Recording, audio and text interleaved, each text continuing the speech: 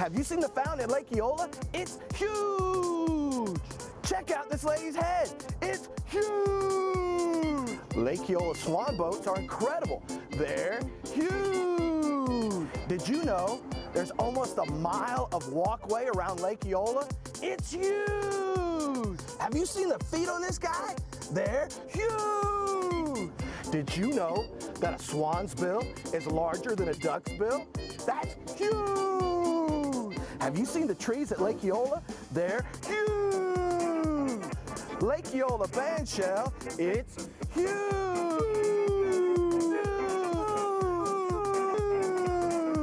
Visit Lake Eola. It's huge! Have you seen the head on this guy? It's little. It's not really that big. Let's see. What? Oh no! Flushable wipes! Trash it! Don't splash it!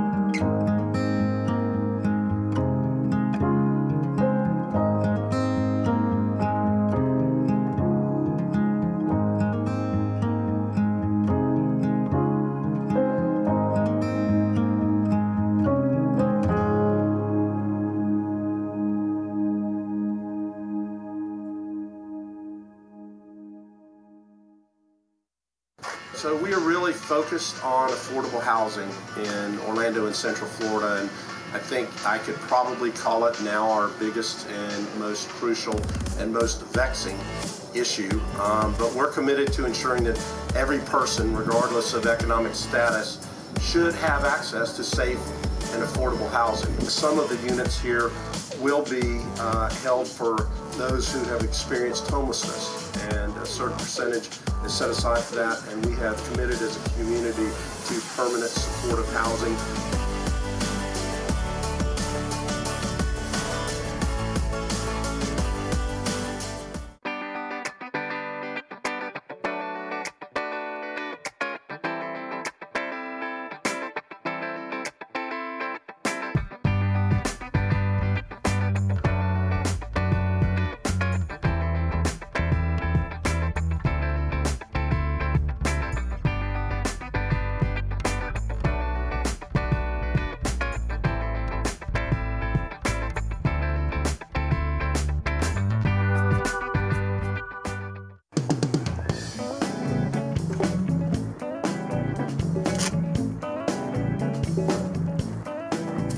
I've been waiting for this for weeks.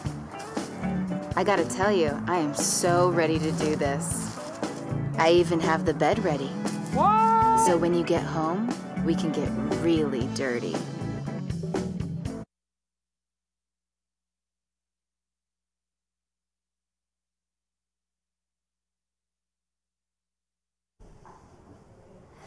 Okay, it is 5:01, September 4th, 2018 on a Tuesday, and we are here for our first set of budget hearings. We're going to begin. We actually have an agenda, so item 4, actually, Madam Clerk, you want to call the roll? Oh, she's not here. Well, there's that. She must be hustling up Commissioner Ortiz. There he is. Actually, you know what? I'll call the roll. Commissioner Gray? Here. Commissioner Ortiz? Here. Commissioner Stewart? Here. Commissioner Sheehan? Here. Commissioner Hill? Here. Commissioner Ings? Here. And I'm here as well, so we have all members present and accounted for. So this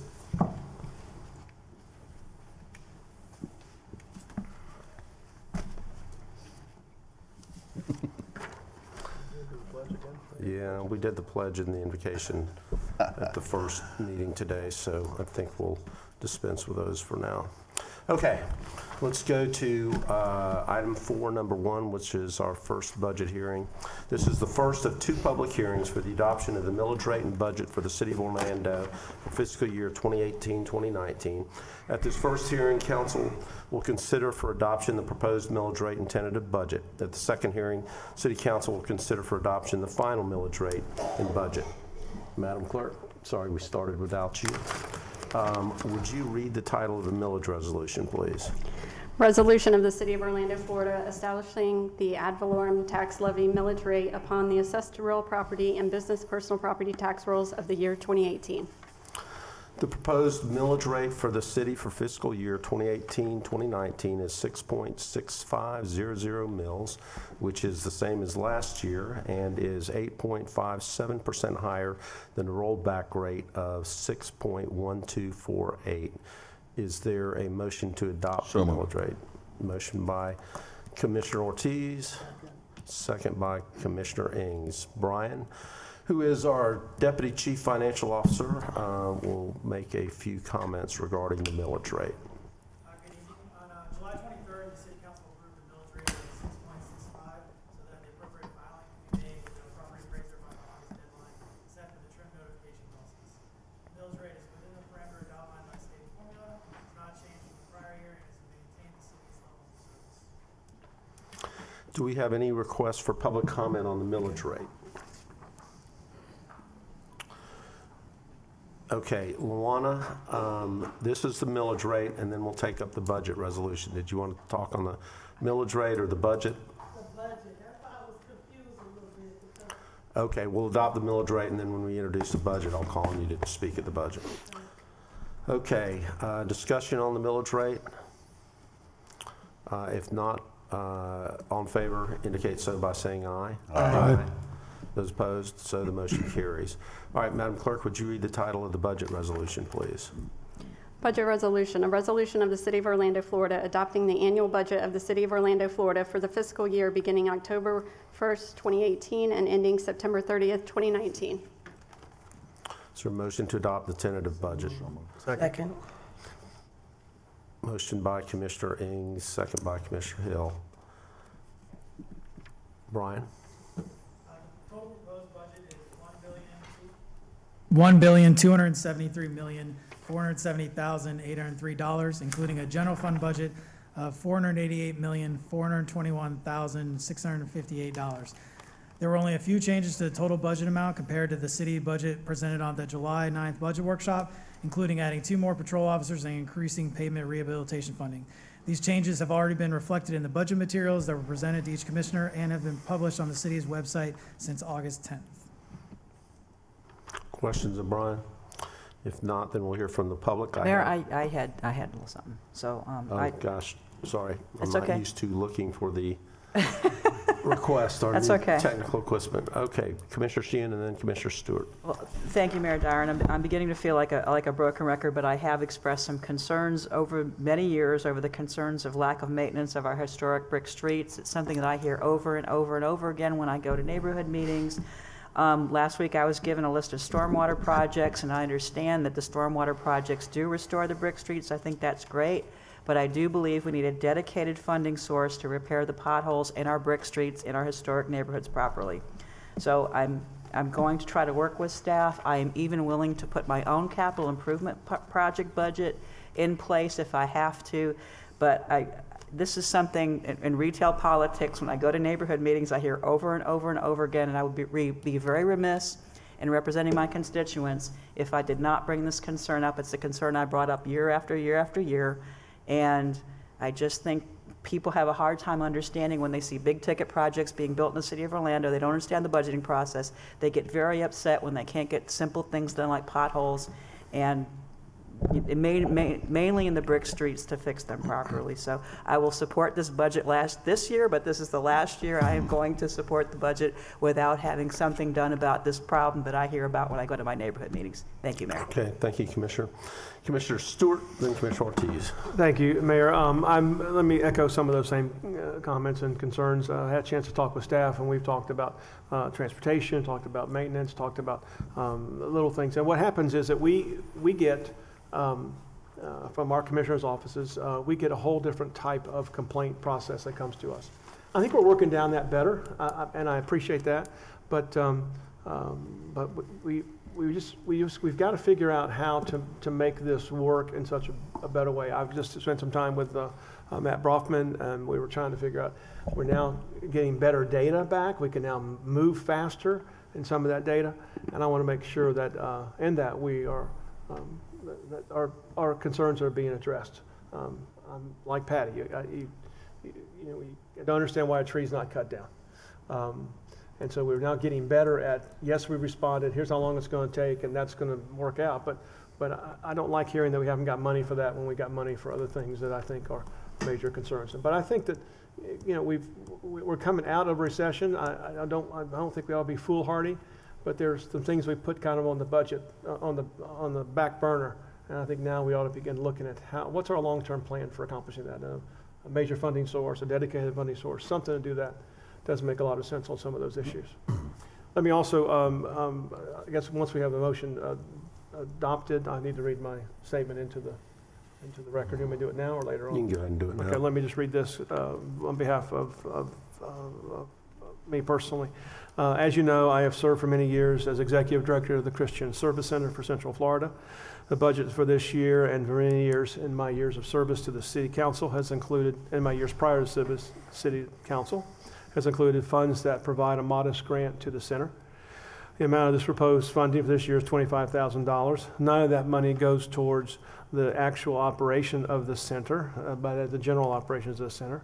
These funds, however, will not be granted to the Christian Service Center unless and until the Christian Service Center and the center enter into a separate written agreement. Such agreement will come before the City Council for individual approval at that time, and at that time I'll make it clear of this specific item when it comes to me. I'll abstain from voting on this agreement. I'll fill out the proper paperwork and provide that information to the city clerk. So make that statement and put it in the record. Thank you, Commissioner. Commissioner Ortiz. Thank you, Mayor. I think we should take that money and give it to, just kidding. Just kidding. No, I do agree with Commissioner Sheehan and Commissioner Stewart on that, but I also want to make light of other aspect of this particular budget. And I want to say thank you, Chris, and thank you, Brian, and thank you to your staff, because a big concern of mine has always been our safety, law enforcement, code enforcement, and our after-school programs, which are so important. You know, the SAS and PKZ and everything that is coming along with that. So very grateful, because I'm seeing a progress and money being invested in our community from that standpoint. So by all means, I'm not undermining these other issues, because they're very important, and I think we should definitely sit down. And Commissioner, if you have my support, and in terms of putting money on the streets and pavers and all these different things.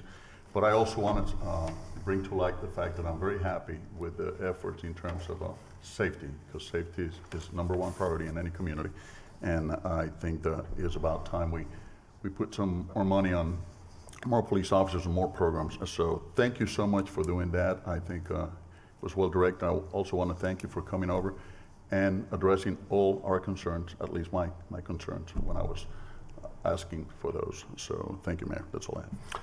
Thank you, Commissioner. Commissioner Gray. Thank you, Mayor. Brian, I got a couple of questions for you, but while you're coming to the podium, Commissioner Sheehan, I just wanted to ask, in the spirit of discussion, your request for brick streets, what if someone said, well, wait a minute, that's kind of an upgrade, it's not our standard street, shouldn't the neighbors who benefit from that pay for that? And that's just an open, honest question. Help me with that. What are your thoughts? Well, and that's the process to go through for a restoration if they're going to burn the asphalt off. I'm talking about existing brick streets that have not been touched in 100 years, and it's actually a lot cheaper, I think, to have a brick street, because like my street hasn't been touched in, since 1920. Asphalt streets need to have to be repaved every 15 years. My problem is because it's more expensive to make the repairs, or because we have the brick street crew is shared with the sidewalk crew. Mm-hmm. So whenever we're doing sidewalks, we can't get the necessary repairs. All we do is throw asphalt, and usually the asphalt repairs are thrown on brick streets that people have paid the assessment for to remove the asphalt from their streets. I'll give you an example. Livingston Street, those residents paid a special assessment to remove the asphalt from their street. Now they have a lot of repairs that are asphalt, so they're still paying for an assessment to restore a street that now we're repairing it with asphalt that they paid to take it off of. That's my problem. I just want to have a directed funding source so that we can get a brick crew that we're not sharing with sidewalks that can actually take care of some of these potholes and issues that we're having in the brick streets. And the basis for that question is I get the question a lot in my neighborhood where folks want to upgrade everything from street lighting to mailboxes, et cetera. And the common answer we get is absolutely, as long as within parameters, but you neighbors need to pay for upgrades if they're not standard. And so that's why the question I have to you, I get the initial assessment to lay the brick streets. Right. But should there not be, I'm questioning, should there not be a special assessment to maintain those streets? That was the basis for that question. But there are also streets that we have not, that they're original to the city of Orlando, that we have not repaired either. All right, okay, fair enough. Okay? Fair enough. Okay. Thank you. Perfect. Thank you. Thank you for allowing Brian, that a couple of crosstalk. questions for you, just to make clarifications more than anything. And I'm going through the budget book that you gave us, and yes, you briefed me, and thank you for that, but I've got a couple of follow-ups. To make sure, when I look at page 7, under our general fund, revenues, if I look at it, are up $43 million in the general fund. Rough numbers, fair? Yes, sir. And I think you shared with me that our contingency budget / what I call savings are budgeted to be about $5 million. That's correct. So that tells me, as it relates to the general fund, we're going to spend we're allocating the other $38 million. We may not spend it, but we're allocating it. Fair? Yes, I would say just the one component of this, in the charges for services line, you're seeing it's going up almost about 10.5. A lot of that is due to the EMS transport fund rolling into the general fund. Okay. So it's not new money into the general fund to be used for more general fund activities. It's just a presentation standpoint. Got it. Okay. And then, Mayor, am I entitled to talk about my areas of concern now, or should I wait? You can, why don't you talk about all your areas? We're on the budget, so. Thank you. Okay, perfect. And there are kind of three general areas. One is infrastructure, which we've talked about. The second is administrative expenses, and the third is police and public safety. So let's go in the order again of your book. When I look at infrastructure, page 17, again, one of the challenges that we all have, I think, is maintenance of streets and roads. And of the gas tax, it looks like we're allocating $2 million for pavement repair, page 17. That's correct. From gas tax, about half goes to links, and the other half is used Right. for other transportation activities, including the $2 million for pavement rehab. And I guess my question, and maybe it echoes whatever everybody else said, should we look at maybe beefing that up from other sources? So Commissioner, sorry, Sure. we are adding more money to pavement rehab from the general fund or in our capital improvement area. So there's an additional over $1.2 million there. Right, okay. The second area is police. And again, I'm looking under the first tab of police. And again, it looks like the general fund, not the specific funds or special funds, we're going up by about 12 million for the general fund for police. But what, again, concerns me a bit is when you look at how we're allocating that and it's the staffing model. Mayor, I wish we would do some more patrol officers, because when you look at those numbers, we're actually budgeting, I think, patrol officers being down 3 positions. We're beefing up special investigations, we're beefing up some other areas, but at least for my district, having officers on patrol in the neighborhoods means a lot to constituents. And so I'd like to ask you and the team to look at that again, if you would. And the third area is... You'll also note that we added school resource officers. Understood, and that was something unforeseen. And like I said this morning, I think we dealt with that as best we could, given the circumstances. But as much as we're growing in the city, and again, a lot of it's in my district, we're not adding more patrol units, and I really think that's key. So I would ask you guys if you'd take a look at that. And the third is administrative expenses. And I know some of my peers at the other end are going to be mad at me, but that's so be it.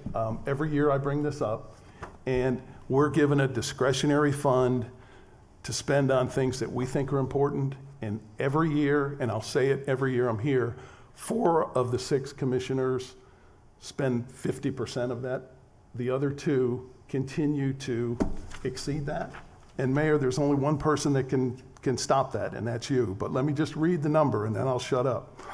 Through July, the spending by commissioners, in order, 1 through 6, 31,000, rough numbers, 67,000, 28,000, 47,000, 131,000, and 224,000. That's through July. And as I've said before, I'm going to say it again, it sets a bad example to not only our constituents, but to our staff, who we ask to stay on a budget. And if people have programs that are important to their communities, bring them here. We'll evaluate them. We'll come up with some measurable, some key performance indicators to see if they do what they do, which we do with every not-for-profit. But this notion that we allow commissioners to fund whatever they want to fund, great if they stay within their budget. But as you see, 4 out of the 6 don't spend 50% of their budget, and 2 of them do. And I just wish you would come up with a way to stop that. So thank you for your time. Thank you, Commissioner. Commissioner Ortiz. Thank you, Mayor. Well, in the spirit of clarifying some things, let me go back to the streets, and I'm glad, Commissioner Gray, you asked about Bays and in support of Commissioner Sheehan also. One of the issues we have is that a lot of these streets that were created hundreds of years ago, I don't know, they have not been, the foundation of the street have not been changed. And those streets were created for cars that were lighter back in the days. And that was the first type of construction in terms of transport streets that were made. So I think we owe it to this community to go ahead and change that foundation so it would support the vehicles that we have in this day and age. I understand we have the challenge, the budget challenge, but we need to see how we can address this. For the past 10 years I've been in here, it's something that we have talked about it, and we need to see how we can go ahead and maybe as Commissioner Sheehan said, dedicate some sort of funding, some way, somehow to start changing some of these streets and bringing them up to date. In terms of officers, I understand that we are bringing more officers, but now we have this challenge with the officers for the schools. So, and I have a question for our staff, I guess. How much of this mandate that we had to supply officers for schools or whatnot is unfunded, and how much are we funding? Or how much are we being refunded from the school board, and how much in terms of percentage, how much are we allocating from our general fund? It's a higher percentage this year than ever, but it's still, what is it, 40%? Come on up, Chief. Yeah, 45,000. Chief, come up to the mic.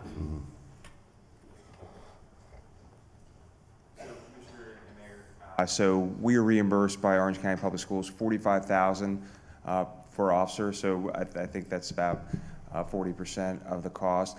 What we did, we were able to negotiate them paying for our supervisors and reimbursing us for supervisors, which that's never happened for. So each year they continue to go up. I would love to get reimbursed 100%. I don't know if that's going to.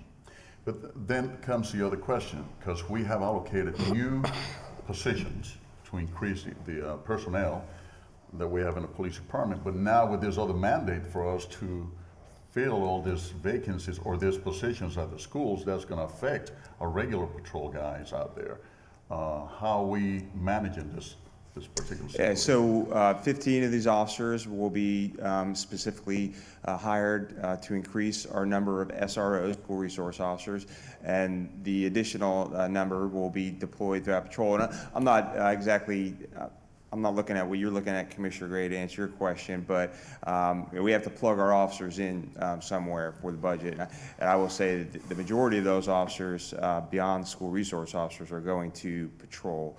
You know, as we have explained over the past several months, in order to get more officers out in that area to create a separate sector per se, we have to beef up our patrol numbers, and until we do that, so we're putting the officers where needed, but we have the resources. Chief, for the benefit of the public, can you explain the relationship is going to be between the schools and off-duty officers for some of these schools? Because some of these positions will be filled by off-duty positions, where the officer will have a chance to work off-duty on these particular positions, and that way occupying and filling up some of the gaps that we have. So correct. So as you all know, it takes us quite some time to hire, do background checks, train officers, get them out on the street, go through the academy, and put them through field training. So those officers aren't going into the street right now. So we're using additional resources that we have, spreading out through the department. We're also offering the opportunity for officers to work that on their days off.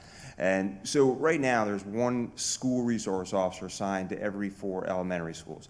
That school resource officer is still assigned to those 4 elementary schools, but extra duty officers and some we call temporarily assigned officers will fill that gap. Okay. Does that make sense? One last question, and I'm not putting you on the spot for that. I'm trying to clarify this for the public so they understand the rationale behind what we're doing.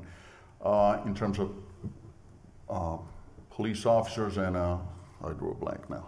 My God, you turn 50 and things start disappearing out of your brain.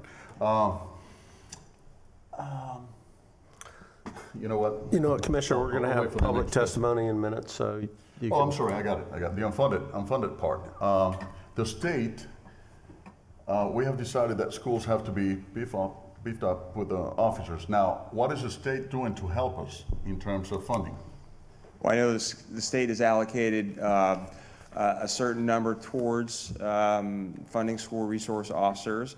There's also a certain amount that is funded for the Guardian program. I guess the good news is for most counties, most sheriffs, most jurisdictions, most school districts are not using the Guardian program. So I'm told that will free up those millions of dollars that aren't being used, and those will be funneled into reimbursing school resource officers. Is Orange County going to adopt the Guardian program? No, there's no plans to adopt the Guardian program that I'm aware of.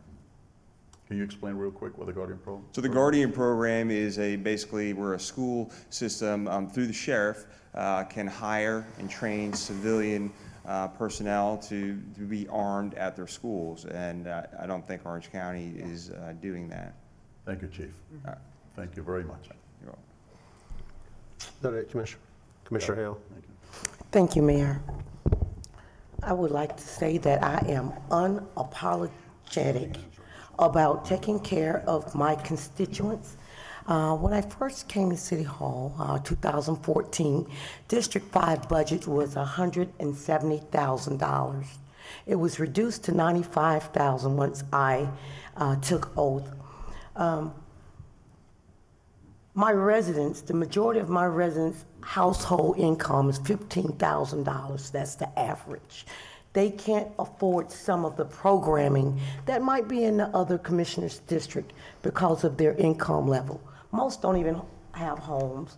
Most of my constituents that are seniors, monthly income is about $650. So what I do with my budget is I make sure that the residents, the youth, that there's youth programming put in place in my community centers, the offset that calls STEM programs. I've partnered with Valencia College to help underwrite a construction program where many of my residents that don't have certifications get certifications. I've put health and wellness programs in place with connecting with other community partners and to help offset their costs with those different type of services. I appreciate, Mayor, that you're increasing our discretionary funds because it is needed in certain areas. And I understand your concern, Commissioner Gray. I'm not upset about that. That's what you're supposed to do. But I also would like to say, Chris and Brian can attest to this, to where I have almost $300,000 in my capital improvement account that I have not touched since being here for the last 5 years. So I have been very fiscal when it comes to the taxpayers' dollars. And you probably didn't know that I had those funds that I haven't touched in over 5 years. I only use my discretionary funds to make sure that those that can't provide for their children, that I'm making sure that I put programming in place to make sure that District 5 residents have some type of foundation. So I'm unapologetic about the fundings that I spend on the residents of District 5, but I think I am being fiscal when I have not touched the $300,000 that's allocated. There's also another issue that I have. I've spoken with transportation, is that we have speed calming devices, speed bumps as we might call them, that cost close to $5,000. $5,000. Those have to come out of my budget. And many of the residents in my areas never have gotten speed bumps for almost 10, 15 years until I got in the office. And that's where a lot of my funds go. You can't get 2 speed bumps. Usually you have to get at least 4. That's $20,000 right out the gate that I spent this year on traffic calming devices. Last year I spent $45,000. So I think I'm doing what's right by the taxpayers' dollars. And yeah, I need more money to do this work. Okay, let's go to the public. And I do have one request to speak, Lawana Gelzer.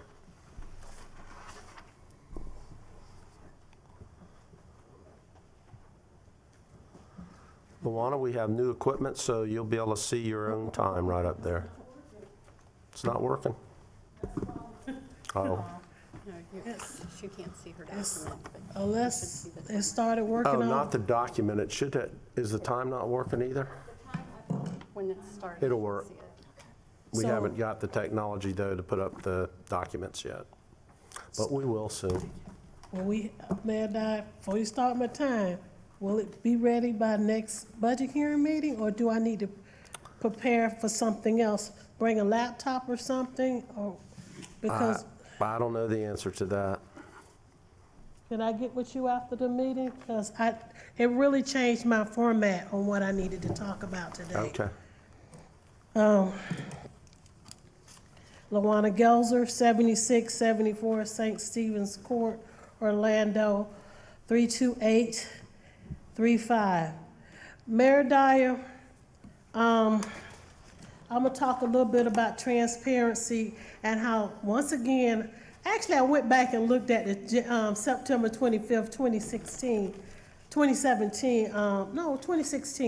meeting when I got up and talked about how difficult it was to follow the process, and how I go and get the commissioner's budgets workbook so I can go through it and compare. So preparing for this meeting, I'm comparing apples to oranges, and I did talk to staff last week. When you look at the actuals and you're looking at the different line items, you can call them cost center, you can call them accounting code, whatever you want to call them, they're varying. They're not staying the same, so you can't follow it. Just today, when I got here a bit early, Beth and I both tried to follow the actual expenditures today to the proposed budget, and we couldn't even find certain cost centers within that actual. So it's very difficult to follow it. I know it's a lot, but I know exactly which cost centers I need to look at, or funding, if you want to call them that. So Mayor Dyer, some time ago, I came before you, and I'm very concerned about, I keep seeing soccer stadium construction funds, and I just cannot comprehend why that is a line item in the venues, and what is we spending soccer stadium construction funds on. So I went back and looked at the actuals for 2013, 2014, projects and grants, over $3 million. Then we did a revised budget in 2014, 2015 for $10 million, and then 2015, 2016, it went down to 0. But then I go back and look at 2016 budget, and then I'm still a bit confused. That's when I brought up almost the $52 million. I don't understand why we keep allocating money in this particular budget this year on soccer stadium construction fund number 4090-4094, page 52 of 87 of your workbook, an actual expenditure for 2016, 2017, almost $1 million, $975,000. Proposed budget, revised budget, $9 million, almost $10 million. I don't understand why we're allocating money to soccer stadium construction. When I did a public request 2 years ago, I wanted to know what we're spending it on. So if it's something that you could provide me, I'm gonna do another public request. What is this total coming from? Because it's very confusing when I say it's a private venue and we shouldn't be spending any money for the soccer stadium construction. If it's a misprint, maybe you need to correct it, but it's very, very confusing to me as a taxpayer when I keep seeing the soccer stadium construction fund. I'm gonna go on record, page 52, 87, budget 2728, page 50 of 75, 2016, 2017, page 44 of 75, and then 2015, 2016, page 46 of 72. I don't know how to analyze the situation. I just can't comprehend why we're doing this on public venue. Now, the other question I want to talk about was, where can I find if BBIF have been making their payments to us in September? Because they got 20 years to pay us back some money with no interest.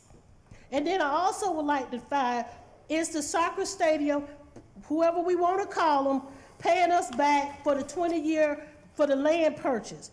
These things I'm looking for. I don't want to aggravate the staff, so I'm gonna go again to the city clerk office and I'm gonna ask them to assist me so I can be properly prepared to share this information with others. So once again, I don't understand why I keep seeing this from year to year.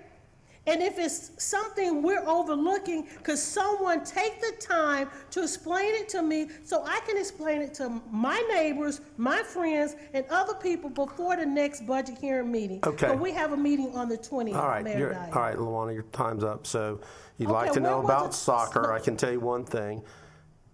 I don't know, remember what year it was, but originally it was going to be a public Yes, it was. private partnership. So we were putting in 20, the county was putting in 20. I don't remember the exact formula there, but it would have been reflected in the budget, and it wasn't spent, but it was reflected in the budget, and we would have gotten some number from the state, another 25 maybe, was it? So 30 million from the state. So that's why there would have been a big number there that was never spent for the construction, because the soccer team stepped up and built the stadium themselves. We did infrastructure improvements in the neighborhood, so I haven't looked at this particular item, but I'm sure that there are infrastructure items that have been made somewhere in and around the stadium that are probably reflected in that numbers, where that number comes from. The BBIF thing, I don't know where that's reflected in the budget. And then what was your third one? Soccer, The BBIF? third one was the payment for the land purchase. Okay. They're good on that, but is it reflected somewhere in the, okay. But do we have a receipt line item, acknowledgement, something that we can just show they made their payment? May I ask one more question, Mayor Dyer? Yep. Will it be reflected in the actual year-to-date? If you're getting that revenue in, will it be reflected there? I forget how much they're paying on a yearly basis. Oh, I know. Yeah, actually, let's just do this offline. Okay. We'll get you those answers. And so hopefully we'll have everything, but Mayor Dyer, I did not see the clock at all. I don't know if it's the technology beyond me, but it didn't count down or anything for me. You're supposed to be able to see it. We're working on it. Oh, see, I'm getting a test today. We're still learning. Okay, so. It should be working thank right you. now. So I have to touch it. When you step up, just touch the screen. Thank you very much. Anybody else from the public that would like to testify at the budget hearing? Further discussion among commissioners? Hearing none, all in favor of the motion indicate so by saying aye. Aye. Those opposed, so the motion carries. Okay, we are going to move on to our second budget hearing, adopting the proposed millage rate and tentative budget for the Downtown Development Board for 2018-2019. This is the first of two public hearings for the adoption of the millage rate and budget for the Downtown Development Board for fiscal year 2018-2019. At this first hearing, City Council will consider for adoption the proposed millage rate and tentative budget. At the second hearing, City Council will consider the adoption of the final millage rate and budget. Madam Clerk, would you read the millage resolution?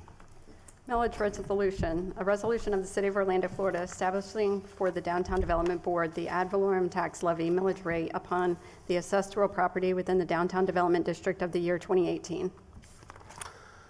The proposed millage rate for the DDB for fiscal year 2018-2019 is 1 mil, which is 18.31% lower than the rollback rate of 1.2241. Is there a motion to adopt the proposed millage rate? Motion by Commissioner Sheehan, second by Commissioner Ings. Brian? On June 27th, the Downtown Development Board approved their millage, and on July 23rd, the City Council, on behalf of the DDB, set a millage rate of 1 per 1,000 valuation. Similar to the city's millage rate, the rate was submitted to property appraiser by their August deadline for the trim notification process. The millage rate is within the parameters outlined by state formula, has not changed from the prior year, and is to maintain board-delivered programs. Is there anyone for the public like comment on the millage rate related to the DDB? Discussion among commissioners. Hearing none, all in favor of the motion indicate so by saying aye. Aye. Those opposed, motion carries. Madam Clerk, the budget resolution for the DDB. Budget resolution, a resolution of the City of Orlando, Florida, adopting the annual budget of the Downtown Development Board for the fiscal year beginning October 1, 2018 and ending September 30, 2019. Is there a motion? So moved. Motion by Commissioner Sheehan, second by Commissioner Hill. Brian? The total proposed budget for the Downtown Development Board is $4,768,768, which is unchanged from the budget that was presented at the July 9th budget workshop. Budget materials detailing this information have been presented to each commissioner and have been posted on the city's website since August 10th. Anyone from the public like to discuss the DDB budget? Commissioners, hearing none, all in favor of the motion indicate so by saying aye. Aye. Those opposed, motion carries. All right, we will move to the third hearing, and this is the first of two public hearings for the adoption of the millage rate and budget for the Downtown South Neighborhood Improvement District for fiscal year 2018-2019. At this first hearing, council will consider for adoption the proposed millage rate and tentative budget. Second hearing, city council will consider for adoption the final millage rate and budget. Madam Clerk, would you read the title of the millage resolution, please? Millage resolution, a resolution of the City Council of the City of Orlando, Florida, and the Board of Directors of the Downtown South Neighborhood Improvement District levying an ad valorem tax at the rate of $1 per $1,000 of assessed value of non-exempt real property located within the jurisdictional boundaries of the Downtown South Neighborhood Improvement District, providing certain findings, providing for administrative millage adjustment in accordance with Florida statutes, providing for the collection of taxes, providing for severability, correction of scrivener's errors, repeal of conflicting resolutions, and an effective date. Motion by Commissioner Sheehan, second by Commissioner Ings. The proposed millage rate for the Downtown South NID for fiscal year 2018-2019 is 1 mil, which is 4.71% higher than rollback rate of 0.9550. Brian. On July 11th, the Downtown South Neighborhood Improvement District Advisory Council recommended their millage, and on July 23rd, the City Council, on behalf of the Downtown South Neighborhood Improvement District, set a millage rate of $1 per 1,000 valuation. Similar again to the city's millage rate, the rate was submitted to the property appraiser by their August deadline for the trim notification process. The millage rate is within the parameters outlined by state formula, has not changed from the prior year, and is to provide administration and infrastructure projects within the district.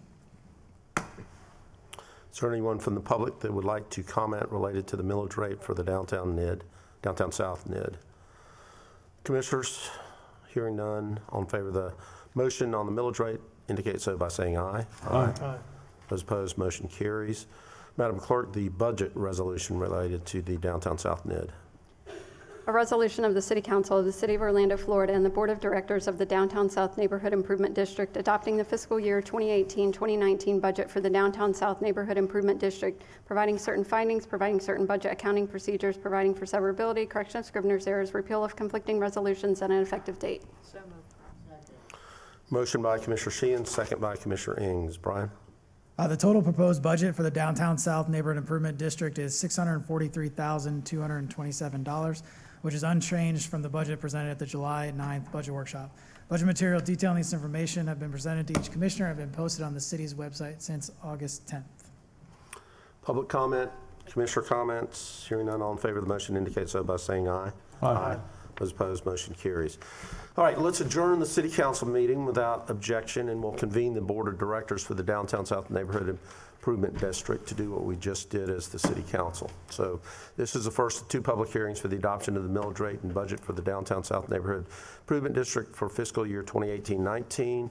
At this first hearing, the Board of Directors will consider the adoption the proposed millage rate and tentative budget. At second hearing, the Board of Directors will consider adoption for the final millage rate and budget. Madam Clerk, would you read the millage rate resolution? Millage resolution, a resolution of the City Council of the City of Orlando, Florida, and the Board of Directors of the Downtown South Neighborhood Improvement District levying an ad valorem tax at the rate of $1 per $1,000 of assessed value on non-exempt real property located within the jurisdictional boundaries of the Downtown South Neighborhood Improvement District, providing certain findings, providing for administrative millage adjustment in accordance with Florida statutes, providing for the collection of taxes, providing for severability, correction of scrivener's errors, repeal of conflicting resolutions, and an effective date. So moved. Motion by Board of Directors member Sheehan and Board of Directors member Stewart. The proposed millage rate for the Downtown South Neighborhood Improvement District for fiscal year 2018-2019 is 1 mil, which is 4.71% higher than the rollback rate of 0.9550. Is there public comment? Commissioner comment? Hearing none. Oops, Board of Director comment. Hearing none, all in favor of the motion indicate so by saying aye. Aye. Those opposed, motion carries. And the title of the budget resolution for the downtown NID. Budget resolution, a resolution of the City Council of the City of Orlando, Florida, and the Board of Directors of the Downtown South Neighborhood Improvement District adopting the fiscal year 2018-2019 budget for the Downtown South Neighborhood Improvement District, providing certain findings, providing certain budget accounting procedures, providing for severability, correction of scrivener's errors, repeal of conflicting resolutions, and an effective date. Motion by Director Sheehan, second by Director Ings. Brian?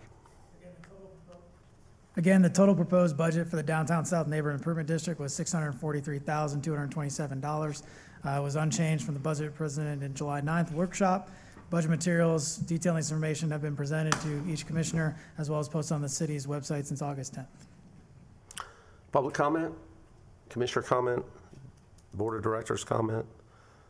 Hearing none, all in favor of the motion indicate so by saying aye. Aye. Those opposed, motion carries. And we will stand adjourned. We will have our second set of hearings at 5:01 on September 17th. All right, we'll see you then.